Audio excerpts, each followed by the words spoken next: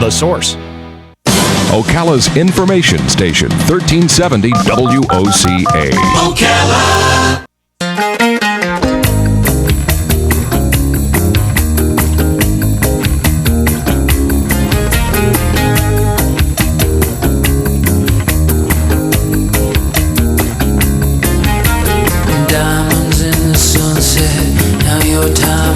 All right, 25 minutes before 11 o'clock. Thank you for tuning in this Tuesday morning. Those of you who've listened to us for a long time probably have figured out that when we have somebody on, an author on, who has a novel that they've written, it's usually a short interview, 10 minutes or so.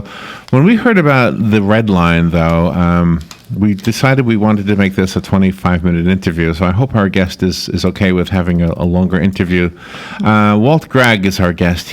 My gosh, I don't know if this is a World War III book, by the way, and I don't know if this kind of a book prepares us for something that is inevitable or warns us what could happen if we don't, what's the P's and Q's line, Robin? You're good with these things.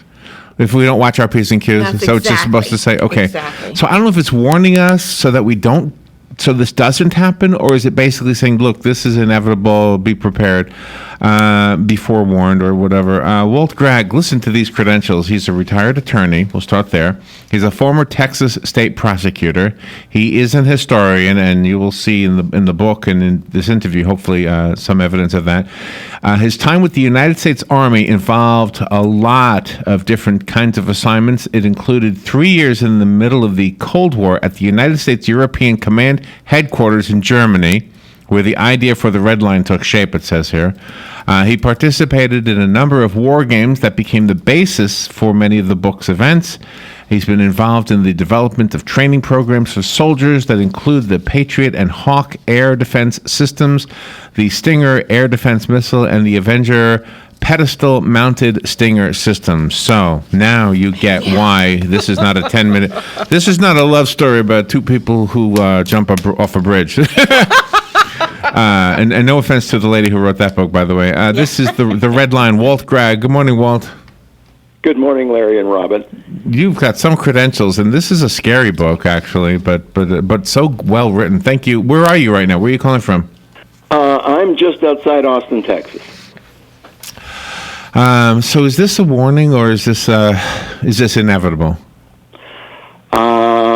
I want to say warning. I don't think this is inevitable. It's something we should be concerned with. Yeah. But I'm hoping it's no more than a warning.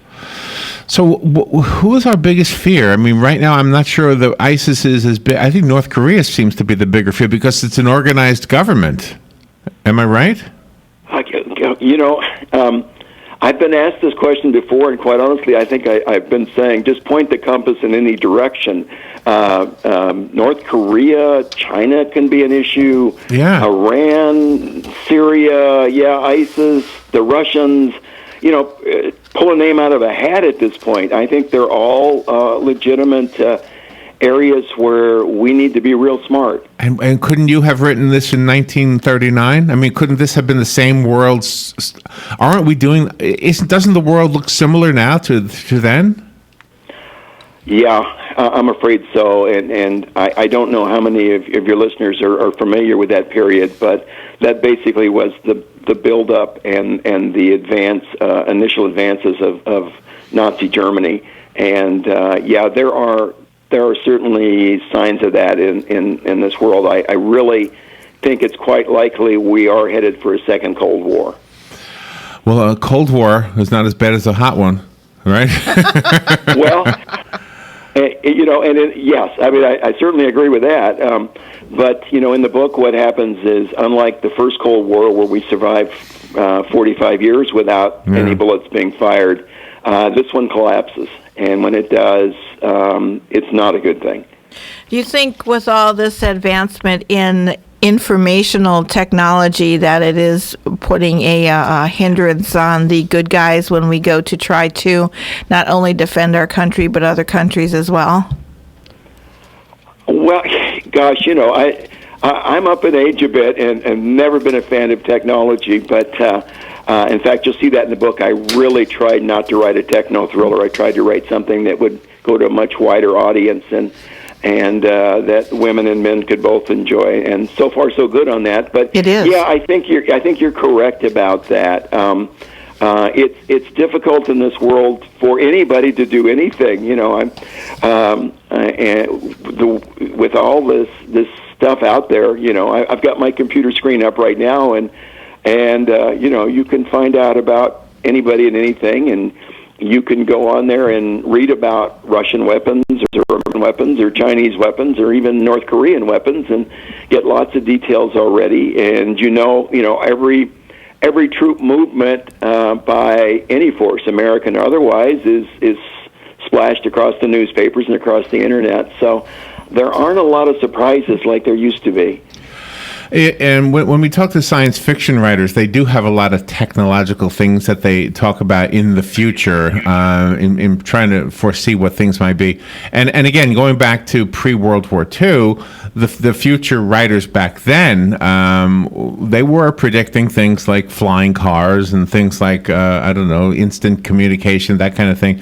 So they were sort of hit and miss with some of their predictions technologically.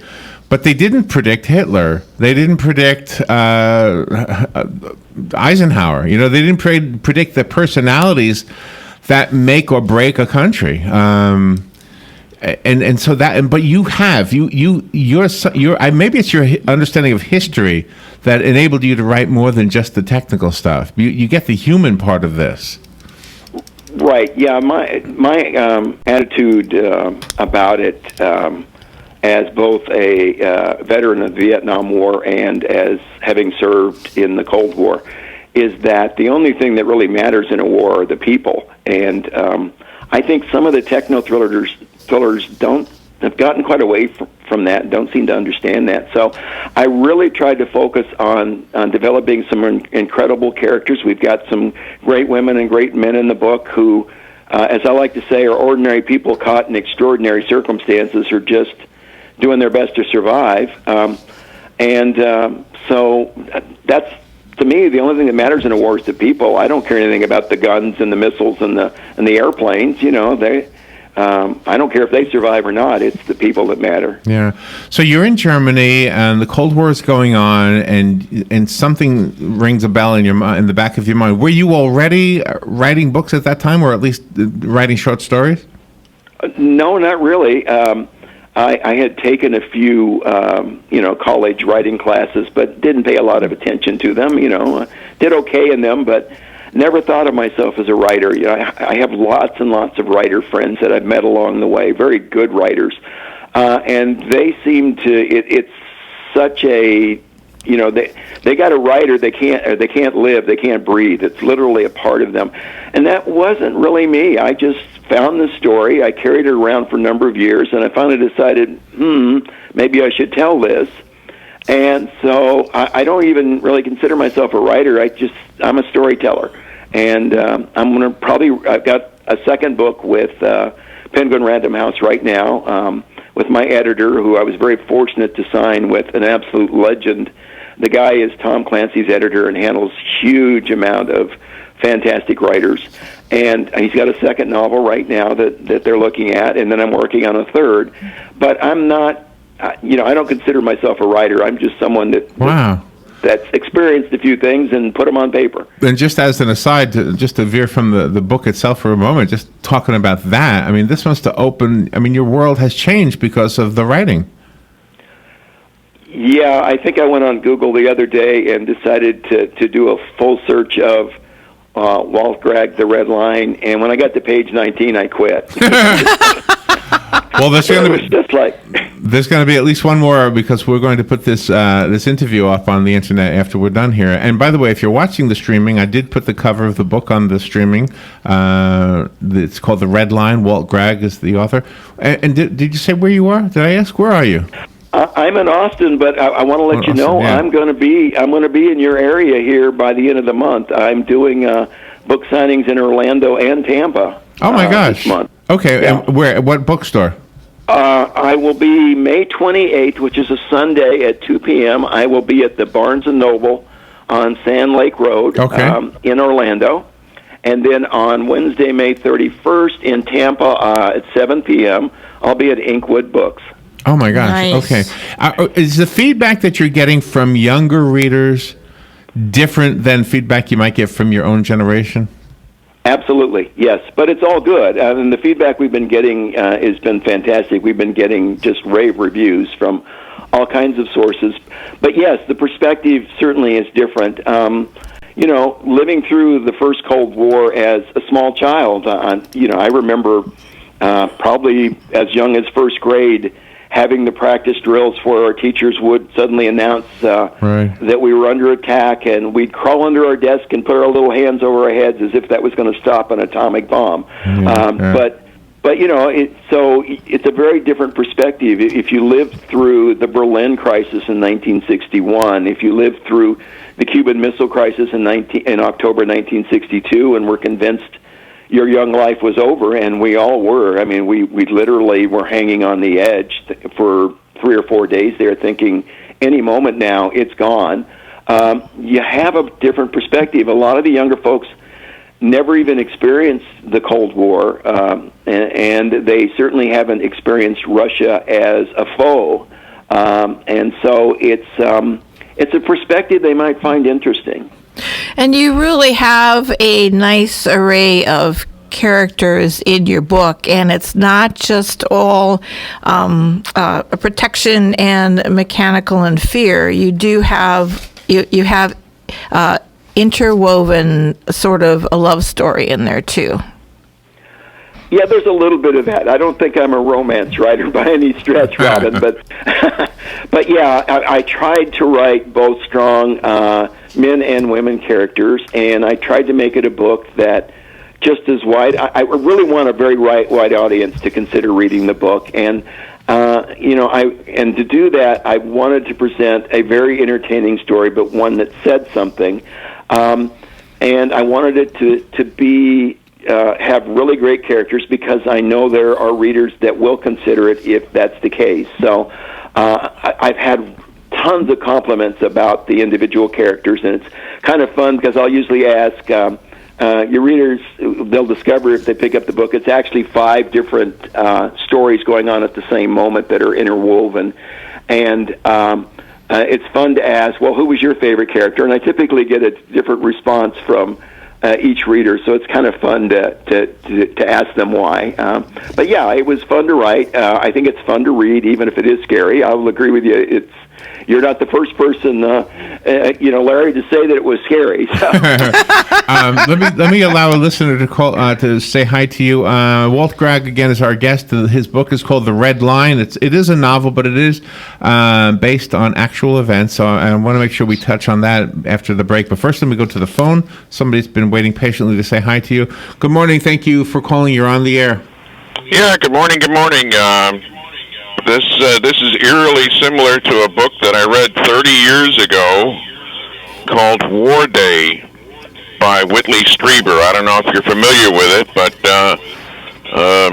you seem to have written essentially a parallel novel. Have you heard of that one, Walt? I had not. No, I've never heard of that author or that book. Okay. Thank you for the call. Appreciate the call. And again, I think as we always look not forward to as in hopefully, but as we look ahead to what could be so that we know where not to go, I think it is writers like yourself who sometimes raise the red flag so that we don't go down uncharted, dangerous roads. That's, I guess, the best way to say that. Yeah, that certainly was a goal, Larry. I won't deny that I actually was trying to say something in this book and to provide a warning. I honestly, and I don't want to sound negative about any particular genres or writers, but far too many writers are writing what I call fast food writing. It tastes good going down, but a couple hours later you're hungry again. I tried to give you the entertainment, the enjoyment of the book, but I also wanted you to have something you could put down and reflect on. And I'll tell you, it's kind of fun to watch because I've had readers come up to me and say, I had to put the book down last night because all of a sudden I found myself standing in the snow with the American soldiers with the Russian tanks coming at us. So it's been interesting. Yeah, and my question for you on that, as those words are leaving your fingers and entering into the computer or whatever, however you write, I'm guessing you're there too at that time. And in Austin, Texas, chances are it was not snowing outside, I'm guessing. No snow. I had to, in fact, my grandchildren had never seen snow. I had to take them to Lake Tahoe last year to actually see snow for the first time. So, but of course, having been in Germany for 3 years, I saw plenty of snow there, and I actually grew up in Washington State, where there was lots of snow on our little farm in those days. So, I've seen plenty of it. I knew how to describe it. I found the book on Amazon, The Red Line. Today's the release date. I didn't realize that. Today's the day. Yeah, it came out this morning, I'm told. I haven't been down to any bookstores yet to check, but and it's already available as an audio CD, is that right? Yes, audio, print, or ebook. All of those are available, and you can get it, through your bookstore or through the usual sources, Amazon or Barnes & Noble online or Books A Million. There's a whole long list of them that you can get it from. So, but yes, today was the day. And so hasn't sunk in yet. You had said earlier that you have a second book for your editor. Is this a sequel to this book, or are they all standalone? Book 1 is a standalone. Book 2 and 3, I don't know if I'd call them sequels, but they have the same lead characters. Book 2 actually takes place in Egypt, so I've kind of changed the scene. No snow there either. And it's actually a story about the rise of someone called the Mahdi. It's Mahdi, who is prophesied in Islam to rise up, conquer the world for Islam, and then lead the world through its final days. And so it's a kind of end-of-world prophecy. And then the third book that I'm presently working on takes place in Pakistan. It's about the collapse of the Pakistani military and government and the seizure of Pakistan's close to 200 nuclear weapons by extremist groups. Did you have to receive any kind of a clearance on the topics contained in the pages of the books from the government, or could you write freely? I wrote freely. The Red Line doesn't have anything classified in it, so it's anything that would have been classified in it died a long time ago, and so it was okay. And I very much stayed away from using names that were correct terminology for some of the events and things like that. And so it was not a big problem to write without being too concerned about stepping on anything classified whatsoever. The political landscape of planet Earth is always something to consider when you're trying to think of where we're going to go and how likely it is that wars will happen. But so is the religious landscape. How much of a consideration? You mentioned extreme Islam before. I don't know if extreme is what you were saying, but anyway, I mean, religion has always, not just in today's era, but forever. There's always been religious attitudes. You know what I've often thought, by the way, just a quick aside here, is that the real goal of those in charge is to get land or gold or oil or something like that, and then they use religion to manipulate the rest of us. Well, I'm not going to disagree with that, Larry. I think, yes, power, land, property, gold, that's certainly been a strong motivator in wars throughout history, and religion certainly. You can't deny that religion has been a part of the reason we've killed our fellow man. It's just there. I mean, I'm not going to deny throughout history, that religion has been an element. My God is greater than yours, and yours is wrong, and I'm going to kill you for it. Exactly. Kind of yeah, I know. And certainly with Islam, that's there are a lot of. I really don't want to get into details on it, but there are a lot of peaceful elements and a lot of peaceful parts of Islam. But unfortunately, there's a part that seems to have latched on to that let's kill everybody else approach. That's an extreme part, but it's there, and it's really in every religion. I mean, even name a religion, and I don't know what religion Hitler subscribed to, but I mean, he clearly was trying to commit genocide on the Jews. I mean, there's no secret about that. I'm going to say, and I don't want to offend anybody, but I think most Germans are either Lutheran or Catholic. Right. Right. But I don't know how much he was Lutheran. Yeah, but no, that's true. That's what I am, by the way. I don't think Hitler doing what he did had anything to do with his religion. That's what I thought always. Yeah, I don't know, but anyway, let me ask you to hang on while we take a little break. We don't have much time to do this. Let me slip in a quick break, and we'll be right back. But don't go away, okay? I want to make sure we give out. I went to your website, by the way, so I have one question about that. So we'll be right back.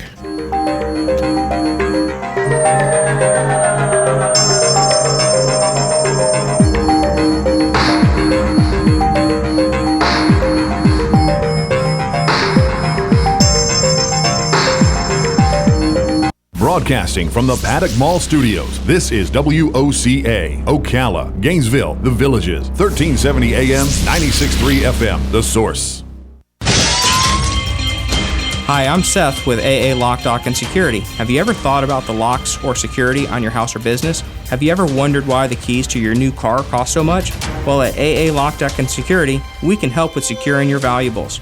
We can even replace those expensive transponder keys. We can give you the knowledge that no one else will. Call AA Lock, Dock, and Security at 867-1965. That's 867-1965. Hello, gorgeous. Hi, this is Becky at Hello Gorgeous Salon. Let's get rid of those sun-damaged ends and faded out color and get into something rich and vibrant. It's time to get that new look started. So call today and set up your appointment at Hello Gorgeous Salon, 351-5358. Hello Gorgeous is a certified Brazilian blowout salon. We can tame those locks, leaving your hair healthy and shiny with a Brazilian smoothing treatment. And whether you're going on a job interview or out on a date, your hands do a lot of talking. Manicures are a must. Hello Gorgeous is a full-service salon, so let us help you make a great first impression. Call us today to set your appointment at Hello Gorgeous. Our number is 352-351-5358. Again, that's 352-351-5358. Hello Gorgeous is conveniently located in the heart of downtown Ocala, right next to the historic Marion Theater. And don't forget, we also do men and children's cuts too. Hello, gorgeous.